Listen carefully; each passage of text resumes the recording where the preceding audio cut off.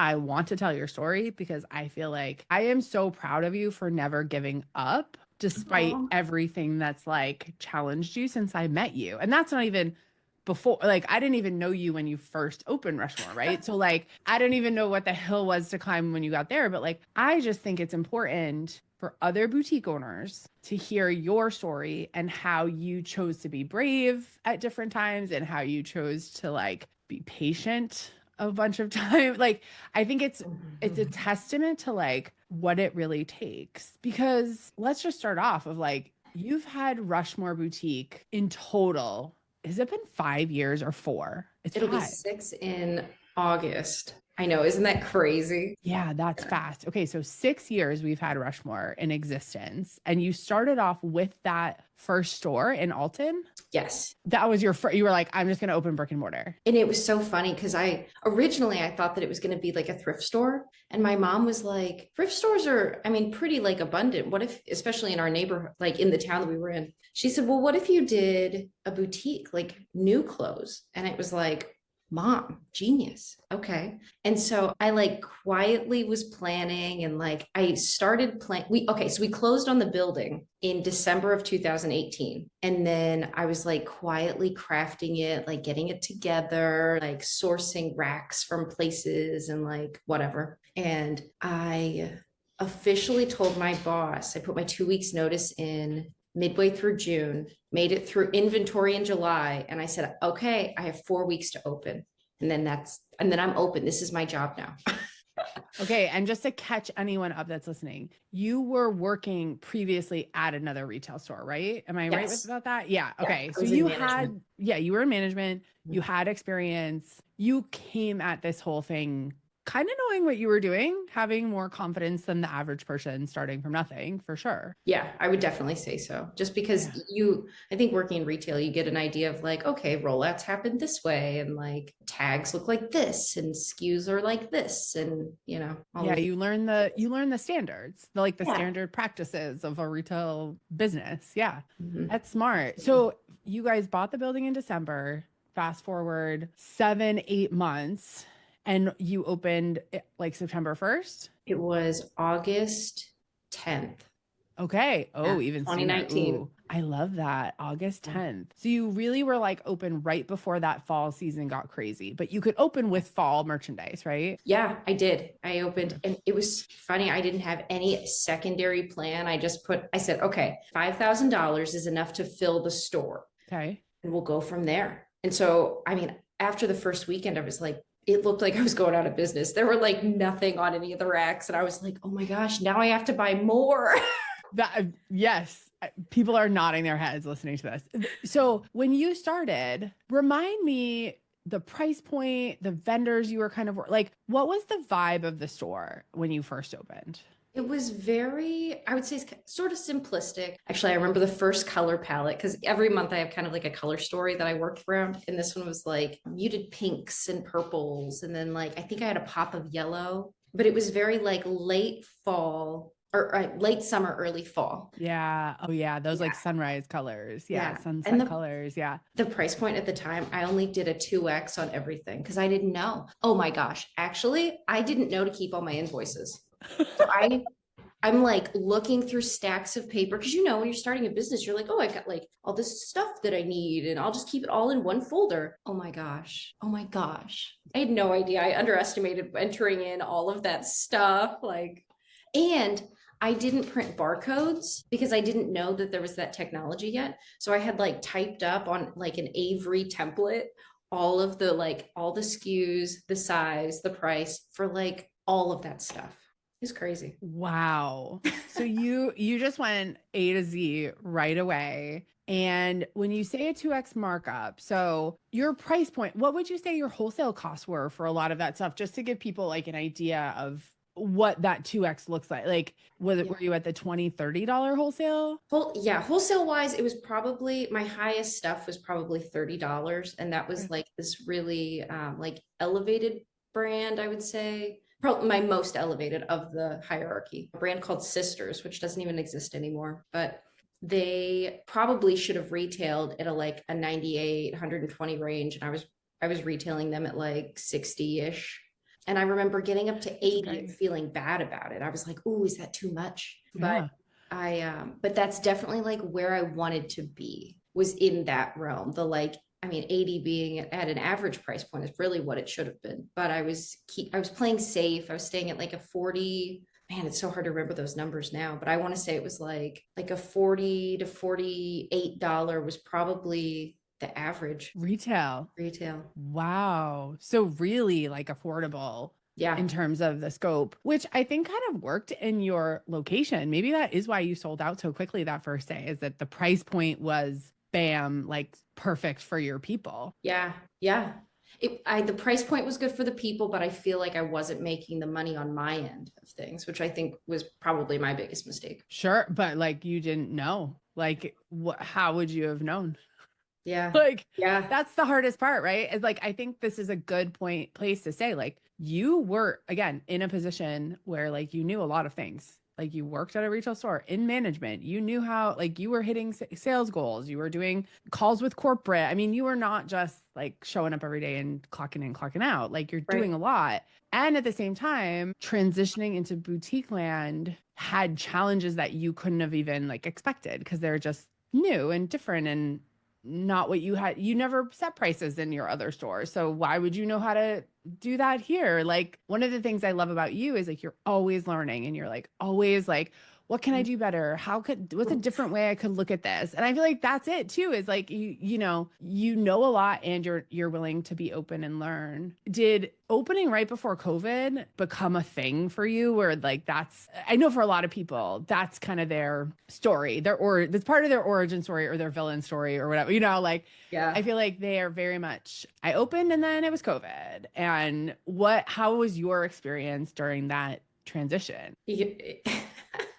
It felt so surreal. And I think that looking back now, there are a lot of things I would have done differently. But I mean, it was crazy. We went to the magic show in Las Vegas in February before the shutdown, and I Same. remember I it was was so there. crazy. Sourcing was in like a separate tent outside because they were like, we think you guys are sick. You know what I mean? Like, And no one showed up. and I nobody, went to that tent. There was no one in that tent. it There was was like weird, sparse vendors. Like I think 300 vendors or something canceled. That crazy. was a weird show. And then it was like, I went on a cruise right after that. And we were like, What? should we go?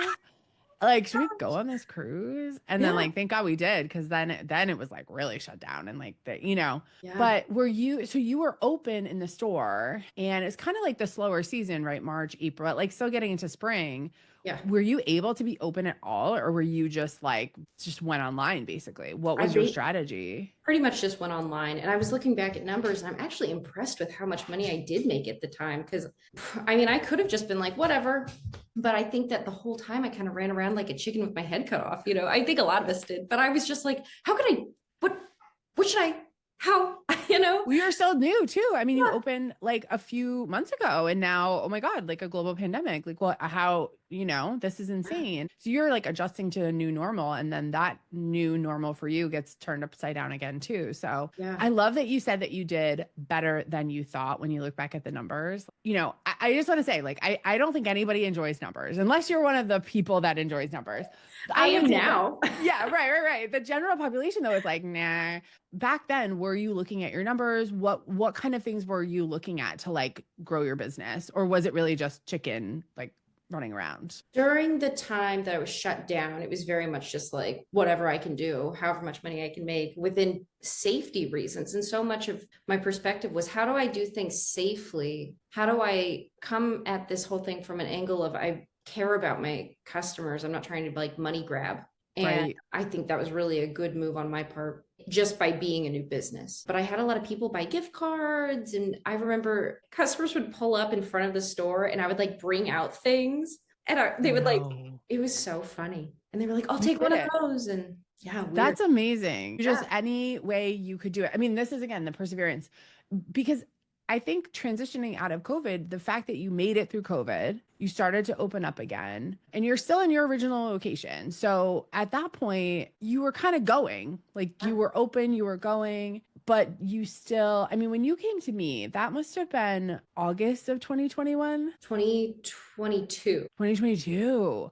Okay, so you 2023. ran for a couple years, so 2020, 2021, and you enjoyed the store. You were working hard, you Yeah. enjoyed it. I feel like you've always had the passion, like, this is my career. Oh yeah, it's exactly where I need to be. It's the best blend of like artistic, fun, creative pieces, but then like the business element of like having goals. I've always been a goal setting person. So it's like I can set my own goals and then just like try to beat that. And that's so much fun for me. So I love that. And that's, honestly, I think you do have to be a little bit competitive in a good, healthy way, like with yourself when you're a business owner, because there are so many pivots, there are so many ways to go, and like, what is the right path? And I think when I met you at Magic, did you come up to me or did we talk after? Did you send me an email? Because I feel like our first time, I remember very distinctly, like, however you communicated it to me, you were like, I love having a boutique, but something is wrong and oh I man. don't know what it is. And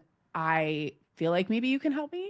And I actually feel like you were like, didn't you write something wild? Like, I might like either this works or I like throw in the towel. Oh, it was my review. Okay, so I was in your Yeah. first Sky's the Limit course. Yes. But the first time I met you was at Magic in August. And I'm trying Yep. to remember. Did you come over to me after? Oh, I think you did. yes, I did. I sat Yeah. down just because I'm one of those crazy people that really loves like conference calls. I really eat Me up too. like Yeah. a good webinar. Totally. So I'm like sitting there and I feel like you're talking to me. I was like, does this lady know that I need to hear this right now? And my sister was with me and I'm like, this gal's got it. Like, I don't know what her thing is, but like, I need to know her. And I stood in line. You were like talking to some of your like previous students or whatever. And I told my sister, I was like, I need to talk to her. And I'd never tried to like talk to a speaker like that before. So I stood there for a little bit and I was like, this is stupid. I need to go. We actually walked back into the show and I said, what am I doing? I need to go talk to her. Like something I'm inside me sorry. was, I know, it was like That's the most crazy. weirdest thing. And I was like, I'm going to go talk to her. And my sister Bailey was like, okay, yeah, let's go. Let's go. You were like, did you leave and come back? And I was like, yes, because I need to talk to you. And I just don't even know why. And you were like, well, let's chat.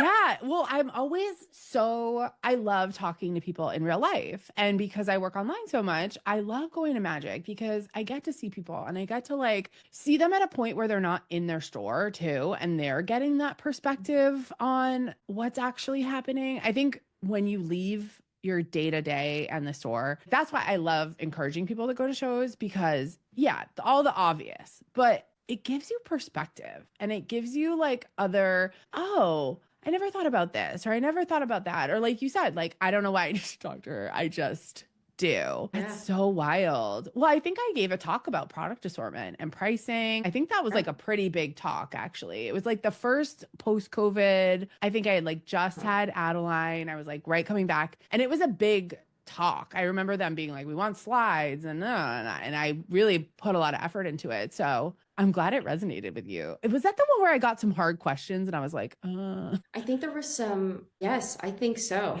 You were like, that's a yeah. whole separate talk. Yeah, I think I had to say that a couple times because it felt like people were like not really being like mean, but I felt like someone was like trying to like stump me a little bit. And I was like, I get what you're saying. And that's not what I talked about or something. You know what I mean? Like, I was like, Yes. yeah, but like, that's like, I can't, it's hard to consult people from the stage in front of 100 people. It's like, come Yeah. on, man. But whatever.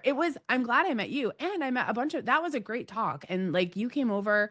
I love talking to people. And then I don't know, I feel like I heard from you after. Maybe you sent me an email or you were like, you got like one of my little programs. And then when Skies came out, you were the first person to sign up. I was Was like, oh, you like signed up before the webinar was over, I think. Like it was so quick. And I I was just did. like, oh my God, like, okay. And I knew I had a good program. Like I knew it was going to be good, but you and one other person signed up like in the first 24 hours. And I was like, oh, this program's going to be really good. And I Oh, feel like that's where, I mean, you came in and you were just like, this works or it doesn't.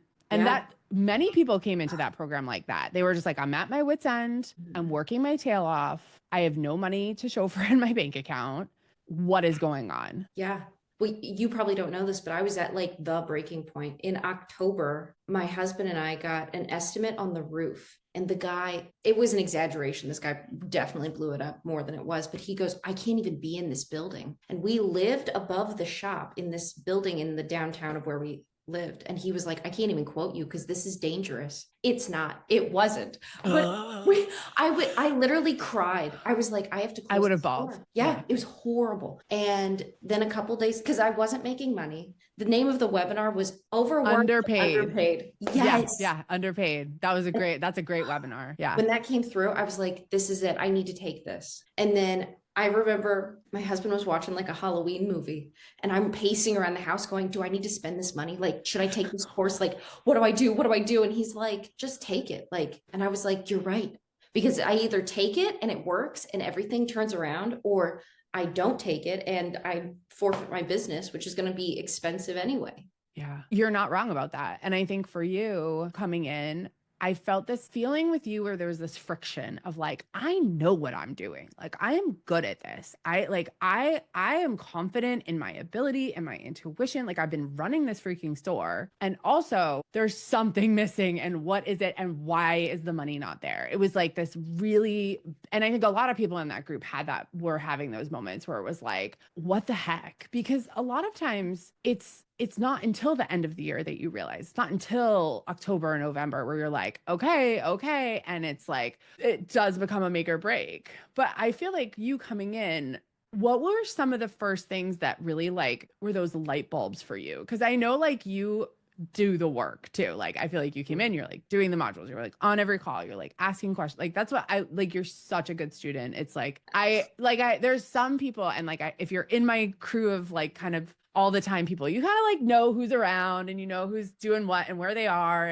But you guys are the people that do the work and you see the results. And so it's like, what were those first couple light bulb moments for you as you think back? I always knew to look at the numbers, but I didn't know what I was looking at. So most of what I was doing was definitely off intuition, but it was like, I remember the aha of, okay, you download your data Yep. and then make a pivot table. And it was like, what? This is how I do that? It was game changing. Game changing. And the funniest part is like, I love when it's that simple because it's like, of course it's that simple. And of course, a lot of people want to overcomplicate this, but actually this is so logical. Like to me, it's the logic behind the retail pieces and parts that it actually is obvious when I just show it to you. But until I show it to you, it's kind of like, you're right. Like, where does the data go? What does it mean? How is it affecting anything? Like, okay, I know how much I'm selling. Yeah. Well, but what after that? Right. What after that? And how you've seen some of my made spreadsheets that I do on my own. Yes. I kind of go above and beyond. And I feel like I didn't know there were easier ways to do things. So, I mean, just like simple tips and tricks on how to use like Google Sheets or Excel, just learning those bits and bobs that take formulas and add them into new places, or that a formula can be super easy. You don't have to say like A1 plus A2 plus A3 plus A4. You can just sum all of that. And it's just like, whoa, it's not as hard as I thought it was. Yeah. Well, I think too, like some of this tech stuff you're talking about. Yeah. It's interesting because I never used Excel before I started at age 22 at Abercrombie and Fitch. Why would I have used it? I mean, we just like, I don't think it even existed when I was in like high school. I mean, computers were still kind of new for us. Like, honestly, well, I'm that age, And I think like you're striking this chord of like, you don't have to know everything. Like you are putting in the work. But like you said, how can it be simpler? How can it be faster? How can it be more impactful too? Because you're actually looking at the right things. And like, let's talk about some of the changes we made in your store. Because correct me if I'm wrong, but the way I remember it is you came to me, you're like, okay, my prices are in line, my margins are feeling better, but I'm not selling the way I used to. And I think kind of now actually having this other conversation, your just price points were so low before. Mm-hmm. So it's like you were just underselling yourself. But that also brought us to the revelation that like, actually, like we need to maybe change the assortment for this crowd. And so talk through that, because it was also like you had the opportunity to open a new store. I would love to hear that from your perspective, because I think that whole transition piece was like, that's one of the places I want you to talk about, because it's perseverance. You have persevered and pivoted through things that were like not necessarily what you wanted to pivot to either. Like, anyway, so you have the store, you have the assortment with these beautiful designer-like pieces that you're undercharging. You raise the price to meet it where it needs to be. and then sales slow down. Yeah. So sales slowed down. And I think you and I kind of evaluated and said, well, what price point do they want? Ran some numbers, were able to come up with the price points for all these different categories. And then I was stuck with purchasing products that I didn't want. Right. And in order to keep wanting to come to work every day and being passionate about what I was doing, I was going to have to sell things that I liked. You know what I mean? Yep. So I remember you and I having a talk where it was like, okay, well, now I'm making money, but all my stuff isn't what I like. It's not what I want to sell. The boutique is becoming something that I don't really want. And if that is the way that this is going to go, I need to change something. So what if we moved? And at that point, I'd been through a lot of life changes. So it was like, let's keep rolling with it. Let's just, because we ended up having to move out of the building that the store was in, not because the roof was caving in or anything. Right. The building is still standing. It is still a perfectly fine building. If anyone wants to buy it, no, I'm joking. But no, really. Yeah. But so because we moved, I was like, well, now there's no reason to stay in this location. Like, the world is our oyster. Where do we want to go? And so we ended up moving to the nearest city. We're in St. Louis now, and it's so much broader. And it's got the city girl who I'm selling to. You know what I mean? So the product assortment is now on par with my customer.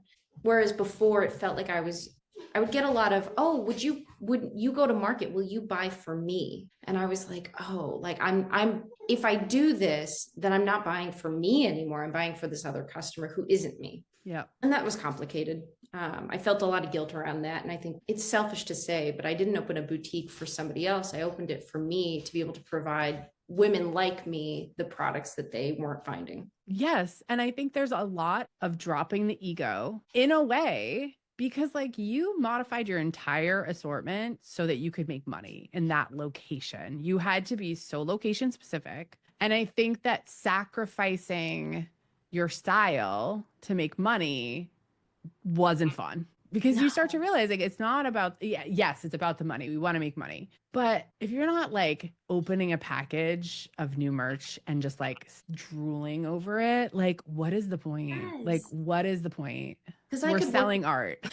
I think all entrepreneurs across the board know, like, it is hard work being an entrepreneur. I could easily like throw in the towel and go work in a retail store, top management, whatever, and make more than I was making. Yes.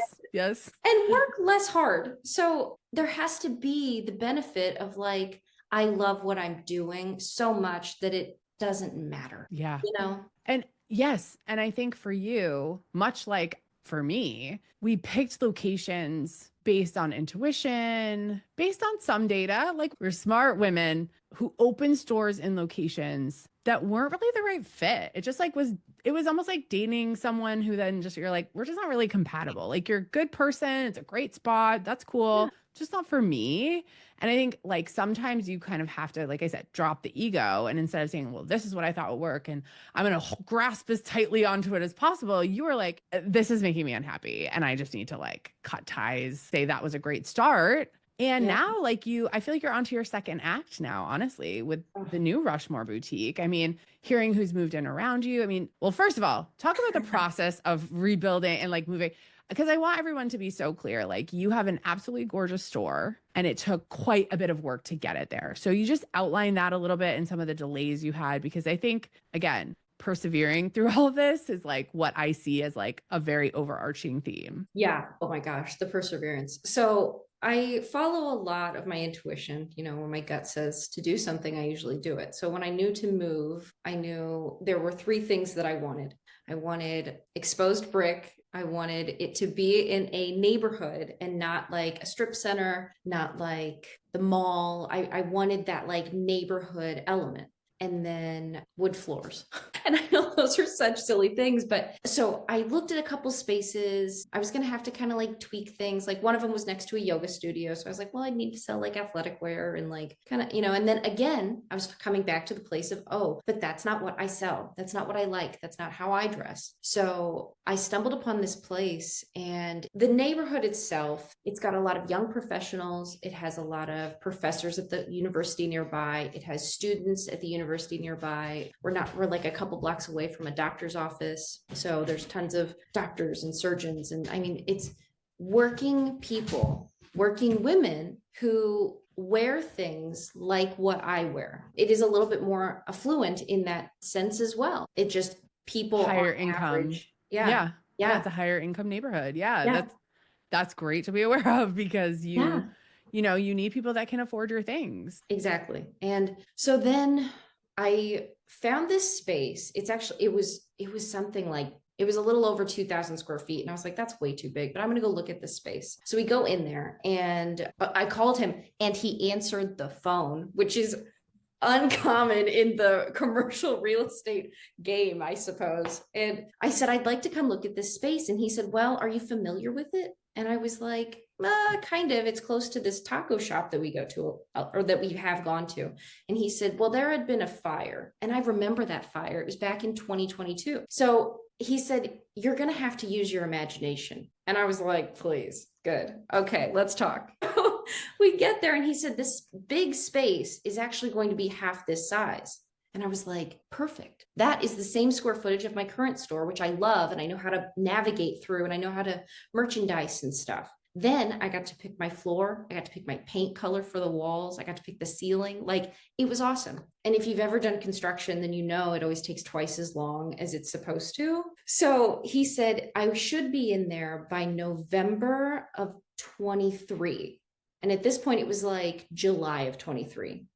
And I was like, okay, yeah, cool. That would be awesome. But for whatever reason, I kept it on the hush hush. I didn't announce it to my customers or anything. I hardly told, my friends pretty much. And time kept passing and we were about a month out from November. And I was like, I'd like to check out the space. Like, where are we at?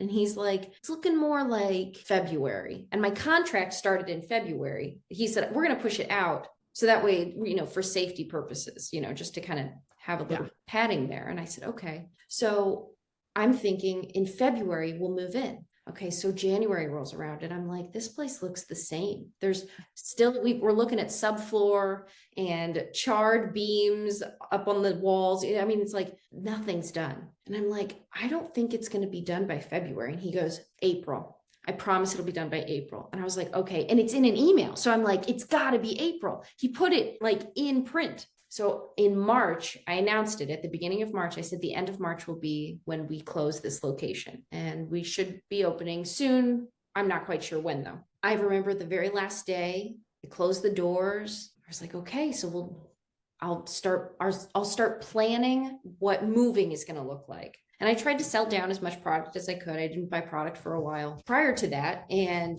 because that was the beginning of spring. And so I don't think I bought anything from like December until March for the most part. It was very, very slim. But I did have on order my April, my May, my June, and I think a little bit of July. And I was like, I can't. For the new store. For the new store. So I'm at a new price point. I brought it up a little bit.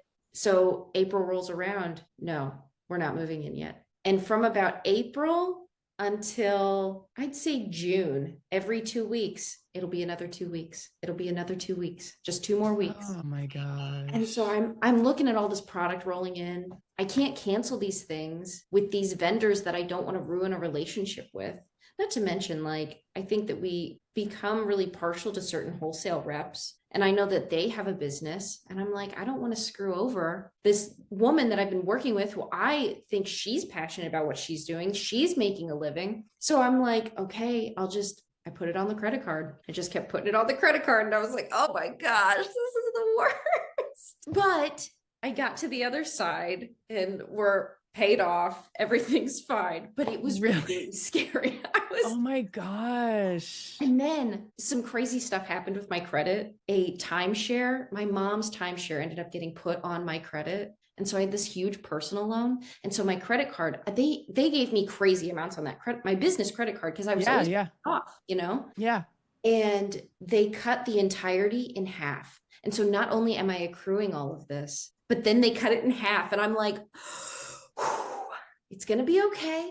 We're going to make it to the other side of this. It's going to be fine. And I tell you, I've never meditated so much in my life. Well, I mean, you're racking up a bill for a store that doesn't exist. I mean, essentially, like that's horrifying. Like that was Did it end up being 8 months? Like when did you actually open the doors? Actually opened in on October 15th. So So from much April, later. May, June, July, August, September, October. Yeah, 7 months. I like that's insane. It And the was fact that you had closed, let me ask you this, are you glad that you closed the doors to the other store? Or are you now look back and you're like, I should have stayed open? Like, what would you have done differently there? Or is it fine? I think that having the separation from the old store was the best thing I could have done for the new store because it separated me. Like it gave me a clear view of what I wanted the new store to look like. I wasn't so clouded with these, like, well, I did it this way, so I have to do it this way again. It was very, I did it this way. But now I can see the new. I can see the new angles I can take. I can adjust things. It doesn't have to be the same colors. It doesn't have to be the same vibe. It can be a little different. It's a new store. Yes, I love that. I love that. Do you feel that you took have customers moved over to the new store? Yeah. And it was so funny because I had basically signed off that they wouldn't. And I had a lot of Right. people that were like, you should go online, you should do these things. And I was like, that's not what this store is. Like, I don't do online because I just don't. I don't want to. When it comes down to it, it's just me. So it has to be what I want to do. I was surprised at how many people came over. So the first day that I was open was from, I think it was from 5 to 8, and it was for all the neighborhood. And then it was neighborhood businesses so that they had the opportunity to come in, because a lot of times, all the independent retailers, we all work the same hours. So it's really hard to get into somebody else's store. So I offered that late night. And then I also sent it out to my already established email list. I said, this is when I'm opening. I'll be open for these 3 hours. If you want to come, that would be great. Like a Then, preview night. I love that. yes. And the people showed up. They were Amazing. excited.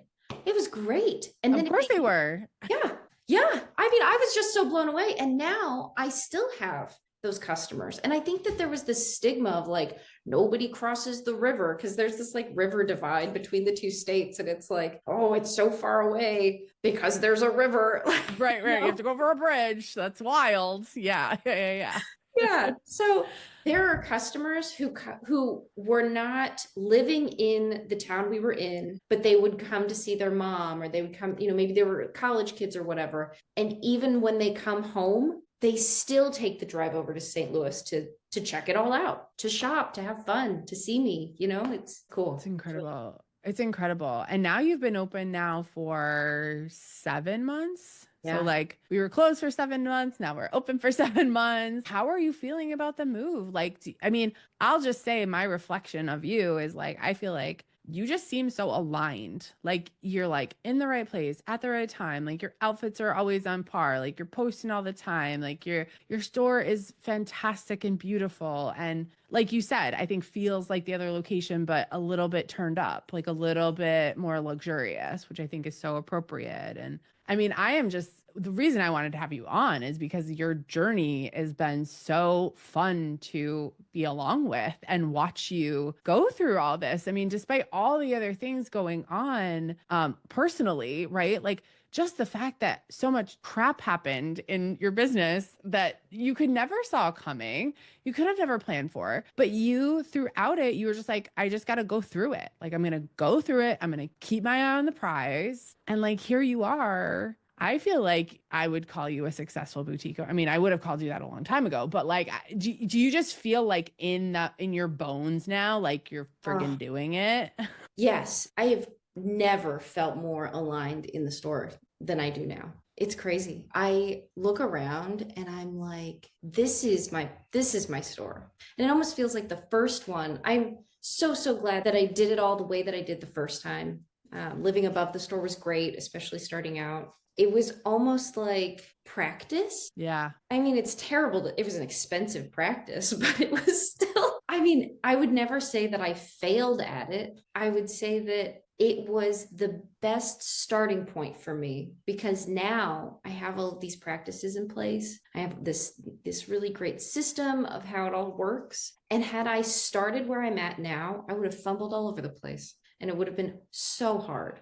But now I've got a routine, I've got a rhythm to it all. And it does feel so aligned. Amazing how my customers resonate more with me now. I'm dealing with people that are like me. And so I can anticipate what they're wearing to places. Like we had a gallery night the other day. I had this gal come in. She bought a bunch of really great dresses. And I said, "Are you going to the gallery night tonight?" First off, a gallery night, which is so on brand for what I offer. So she says, yeah, I think I'm going to wear this dress. So now the gallery night's happening or whatever. I've got my door propped open and she pops in. She goes, "I did it. I wore the dress," and my heart is just so full because she's out there feeling good about herself, rocking her outfit from Rushmore. One thing that I found that was so interesting. So the store is a twist off of my last name, but I found that in the old location, people would say, I'm at this boutique. It's called Rushmore, but they'd say it with all this like question, like, and now when people are in, they're like, "Oh, I'm at Rushmore Boutique." Like they're excited to say it. They're proud to say it. And it's like hearing that fills my cup to the max. I mean, it's beautiful. It's the best feeling in the world when someone walks in your store wearing something that you sold them, looking like $1,000,000, feeling like that big smile, their eyes are, oh, it can make me cry. I get like emotional about it because it's what you're talking about is the community and the community you're building in your area. And even like you said, not even in your area, even in these, women who come home, stop at their mom's house and then head into like I love that for you because you are now stepping up as a leader in your career as a boutique owner in your neighborhood. And I want more women to feel as, and I hate the word empowerment. And like alignment is good. Alignment feels good to me, but it's still a little like a woo-woo-y for me. But like, you are in your power. You are in a store that feels perfect for you. The sales are coming in because of it, I would say too. Like Yes. that's, you're seeing the financial reward. And like now more than ever, we need like, I feel like my job is to just like keep the boutique industry up and running and moving and educating people like you who are meant to be doing this. There is a level of loneliness in owning a boutique where you feel like I'm the only one and I'm the only person going through this. And in reality, and you've been on so many calls now, we're all going through the same, like even me who doesn't have a boutique anymore, I'm still dealing with similar challenges to you guys in just the digital marketing space and running Facebook, right? Like, so Yeah. I'm so excited for you because I feel like you remembered who you are and now you're living as the person that you want to be. And that's like, I just love it. Like, I scoff like, and what you said too about, I guess I'm in like a boutique, like, I don't know, that like level of uncomfortableness that people have. It's like now there's just like no room for that in your energy. Like you're just like, no, like we're here, we're Rushmore and we're part of this neighborhood and we're going to be here for 20 years. Like Yeah. we're here and I'm going to keep doing my thing. I feel like I want to ask you, so you feel so good right now. And what are the things that you're putting into place, into practice that help you when everything feels crazy or feels a little, what are those things that you're doing that help you feel grounded and stay focused in your store? And like also just believing that, I know, because I know your winter slowed a little bit and it was like, like what are those things you did over those winter months to help you be like, no, like it's coming, like I'm okay, I'm doing okay, so someone listening could take maybe one of these ideas and run with it for themselves when they're not feeling so good. Ooh, Sorry, that might be a hard one. no, no. Keep showing up. Just keep showing up. You have to. Because if you're not showing up, then why are you doing it? Even, life gets hard no matter what. Like there's seasons where it's really challenging and there's seasons where it's easier. And you just have to know, like, and it's so, I laugh because I mean, I've been there where it's like nobody has been in the store today. I feel like I'm bad at my job. I feel like I'm going to fail. I feel like nobody likes what I have. And just knowing, like, just keep showing up because you will know. You will find those pivots. And, like, I mean, all of these like intuitive choices that I've made, I mean, everybody has those. And if you just keep thinking, I can do it, I can do it, I'm doing it right now, it's going to be okay, and you work through it. You decided that you were 100% in on being a boutique owner. and nothing could, I mean, things tried to knock you out, like many things Yeah. tried. I mean, at one point, didn't you break your foot even? Oh my gosh. Like, I mean, I feel like there's been other things, but like even just breaking your foot, you're like, I can't even, but that was when you were kind of closed too. So it was actually okay. Oh No, no. it was okay. So I was co-caring for my mom on hospice and broke my foot the day before Thanksgiving, which Right. Thanksgiving doesn't matter. It's Black Friday, Small Business Saturday. I mean, I like boo-hooed about it because I was like, it's the Super Bowl. Like, it's my time. What am I gonna do? And my store had steps. So it was like there was the lower platform, and then there were two steps to get to where the fitting rooms were, and then the rest of shop too. And I was like, how am I going to clear a fitting room? I can't, I what am I going to do? Like I was freaking out. Yeah. And you made it through. You made it through. You figured it out. I mean, I think that's it. Is like you, whatever's thrown at you, you navigate it in a way where I think because that underlying belief is I am 100% in on being a boutique owner. There's no plan B. There's no plan C. I'm going to figure it out until I get it right or until it works or until, the next intuitive hit comes. Like, really, Yeah. that's it, right? It's like we're working like hit to hit, like just going through our days. So, Yeah. oh my gosh, what do you see as like the future for Rushmore? Where I know everyone wants to grow, but I also feel like there's something to be said for being consistent and steady. And, like what feels like the next couple of years for you? Honestly, if things just kept rolling like they are right now, this is the first month that I'm doing two rollouts. So I broke up my Oh, big one. right. I'm doing two smaller rollouts. And if it can keep rolling like that, amazing. Because it was like, not that there's ever like a lull, but halfway through the month, they'd get to this place where it was like, okay, well, I guess I'll batch work a bunch of stuff. But now it's like I'm having to use my time better. And I find myself like lollygagging less because Yeah. it's more consistent. Monthly launches are good until you hit a sales point where you're sort of forced into launching more because you're inevitably like kind of selling out of the good stuff Yeah. and bringing in that second launch a month, I think also gives you room to mark down those first things that you're sold through a lot of too. So it offers you a little bit of markdown room and a little bit of newness room where you can even capitalize on what hit a launch or two ago and bring it back or adjust it or whatever that, like, I'm excited for you to do 2 times a month. I think it's just like slightly more fast paced for like your city ladies. Yeah, because you're right. What was happening is I was looking around and I was like, when you have to put two finger spaces in between each hanger and you're like, this rack looks sparse. It's like a little too designer, like, one on the Yeah. shelf boutique, which is not what you run. Right, right. Yeah. I would also really like to get to a place where I can have an employee. There are some things that I'm just like, this is taking too much of my time where I know I should be spending it better. And I Yeah. would really someday like to have a weekend off. You know what I mean? Committed Yes. to that every Saturday, Sunday thing is, it's going to get old soon. It will. You're not wrong. And I like that you see it coming because I think better to be aware of it coming than have it sneak up on you because I think what you're talking about is a little bit of burnout. And I think it's so easy. As you said, you're a one woman show and it works for you right now. And you're still learning the cadence of the new location. You're still kind of learning the people. It's like you did open a brand new store. Bottom line, like you knew what you were doing, but this is a brand new store. There is something really valuable to spending those first 3 to 6 months in it with your customer, in it with your store. Then, I mean, my hope would be for summer or fall, you could get some people in there.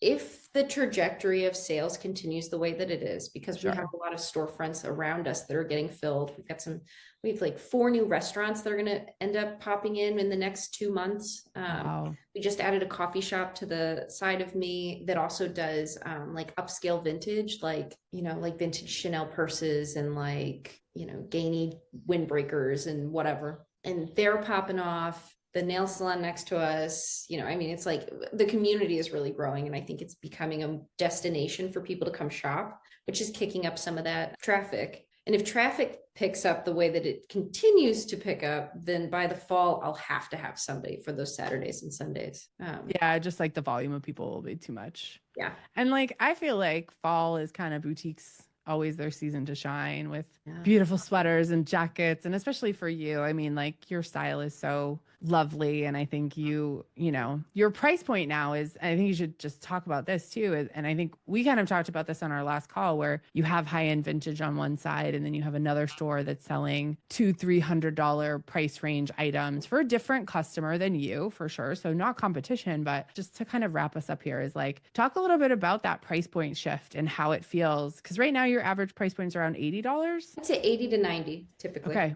Because Okay. my 80 to denim 90. sell like 118, 128, so that moves that average up a bit. But yeah, the learning curve on that's been really interesting. But my price point has pretty much doubled. My margin is so healthy. Even when I do sales, like markdowns and stuff, still healthy. Like, Great.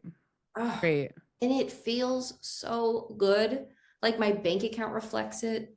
The store reflects it. There's none of those like tchotchke pieces, like I put them on sale and they sell. And it's like before it always seemed like, oh, what's wrong with this? And now people are like, oh, it's like the last one. I got to grab it, which is a totally different mindset. Interesting. Yeah. Interesting. Well, I think that for you, you've set your business up in a way that is scalable and does allow you to have employees because the store is beautiful. You're only doing the store. I think there's a big statement that you said in the middle of this talk of like, I don't want to be online. Like, that's not me. That's not what I do. And I want to commend you for that because I think a lot of brick and mortars feel that they're missing an opportunity somewhere online. And I always argue like you're missing the opportunity to bring more people in the door and then sell them more things. Like traffic is something that you can work more on rather than feeling you have to open another store online. Well, we did online at the last location. And I had a photographer friend, and she, for just fun, would come in and take photos. I mean, amazing photos. And it's still only equated to 1% of my sales. And I said, I'm putting all this work into the store or into the online store that my in-store was suffering. Like I would look around and be like, these racks need reworked. What have I been doing? Well, I'm coming up with these like wordy descriptions of all the pieces. I don't put descriptions now. I enter in my inventory. I put the important stuff, the data that I'm going to need, like what category is it? Just like the silly things that really actually matter when you pull the data. So I put a small assortment of stuff online for people to see what I offer, but that's it. No. You're not trying to like run ads to the page and get people to your conversions up. Like you don't care. No. It's an info website.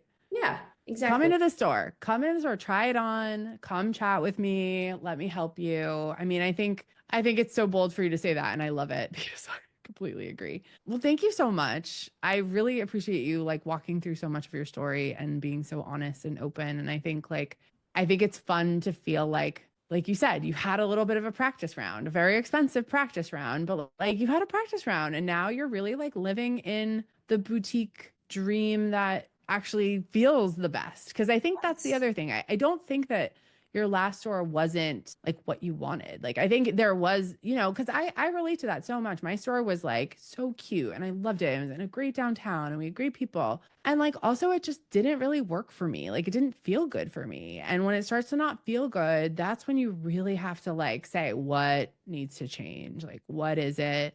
And you took a big risk. So I want to just like, tell as many people as I can your story because you're such a good example of someone who was like, I'm 100% in and I'm going to navigate my way through this as scary as it is, as crazy as it took me 6 years. But like, here I am and I'm set up for the next 20, 30, whatever you want. You know what I mean? That's really, unless like, I don't know, unless something really insane happens in our world. I mean, like you're there, like you go to the store and you're there. It's crazy. I can say that I've increased my posts because I feel good now. Like I don't feel silly. Like before I felt like a silly boutique owner, like I owned a store. And now it's like, I am a boutique owner. I own a profitable women's clothing store and that's cool. And I'm proud of that. And I think that having that feeling has helped posting much better. It's not work anymore. I'm like, oh, it's time to post. Let me post something. There's less like stress about it. There's less stress across the board. It feels good. I love this so much. Mm. You're like the way you're like my boutique land superstar. You're that like upper right quadrant on all my webinars where it's just like you feel good, you're profitable, like you just know what you feel like you know what you're doing. And that's when it's not hard. Like everything you're saying, I'm just like, yes, yeah. Like I kind of manifested you in a weird way because like I've written a lot about this feeling and this person and who they are and the journey they go through. And like you've gone through my entire probably like bits of customer journey, you know what I mean? Even from my perspective. So it's just so nice to see you on, like you said, the other side of this. And in that other side is just like the grass is so green and the sun is shining bright and like you're living your best life. Like I have no other words than congratulations. Thank you. Thank you. I could not have done it without you, though. I tell you what, like the reframe of how to run a business is, I mean, yeah, amazing. Thank you. Thank you. You're welcome. You're the reason I keep doing it. Cause I have those days too, where I'm like, what's gonna happen? But I truly in my bones feel like the downtown retail store, like what you're doing, will never not exist. Like it has always existed. It always will exist. It may look different. It may feel different. It may be called something different, but like retail is one of the oldest industries. Like it's not going to go away. And so I think you've made it work for you. You made it work for your customer. And like, everyone's like retail apocalypse. I'm like, come talk to my clients, guys. Like they're not like, we all have our pockets of worry and anxiety, and I get it. But like you said, when you're running it with a plan to be profitable, you're set up for success and you're set up in a way that not much can touch what you're doing. You're really solid in what your business plan is. So Yeah, I agree completely. Completely. my gosh. Well, if people want to follow you, we'll put your info in the show notes and then all that stuff. But Rushmore Boutique in St. Louis, your store is beautiful. Everyone should follow you because and just copy what you're doing and feel your vibe of your energy because like it really is magnetic and energetic. And it's like, it's so fun to I feel like you're kind of like a little sister who I've watched grow up and blossom, really truly it sounds so stupid, but I just seeing where you came to me at to now.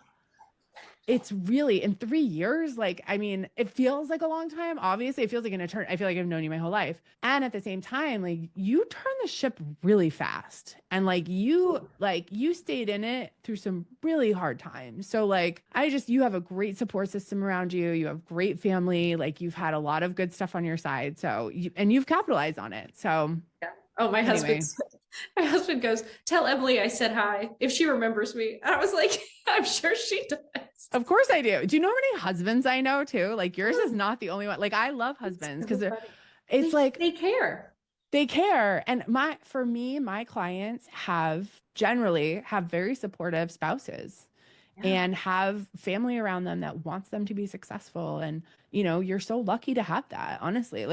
But I think that that's part of the deal is saying, yes, get the help you need, Sydnie. Yes, go do this thing with Emily and, and seeing how it plays out. It's not a requirement to have your spouse's approval, but it's always a nice thing when you're in it together, and it's a joint decision. Oh, I'm so happy. So thank you. Thank you, Sydnie. Really appreciate it. Thank you. Oh, what a good talk.